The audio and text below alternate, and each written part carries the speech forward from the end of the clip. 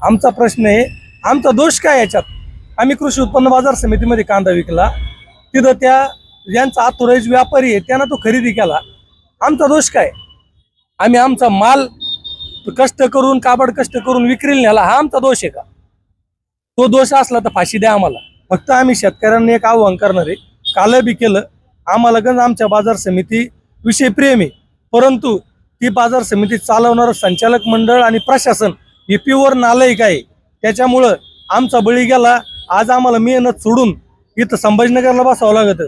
कुणीही शेतकऱ्यांनी वैजापूर बाजार समितीमध्ये कांदे असो, भुसारा असो, मका असो, काहीही विक्रीसाठी आणू नका. कांदा मार्केटमध्ये व्हॅन, मक्का मार्केटमध्ये व्हॅन, याच्यामध्ये व्हॅन, सगळीकडे पोलीस छावणीचं रूप आलं होतं. मला पोलिसांना यांना एकच विनंती आहे, तो सागर राजपूत हिंडू राहिला, त्याला तुम्ही काही नाही म्हणून राहिले. हे दिवाळीचे बोनस वाटून खाऊ राहिले. मी 2 दिवसापासून आरोप करू राहिलं, एका संचालकाचं थोबड नाही उचकलं. हे खोटं आहे, खोटं असलं सांगावं त्यांनी. अरे अशा चोरायला धरा. शेतकरी काय आम्ही आधीच मरेल आणि आम्हाला व्हॅन कशाला लागत आहे?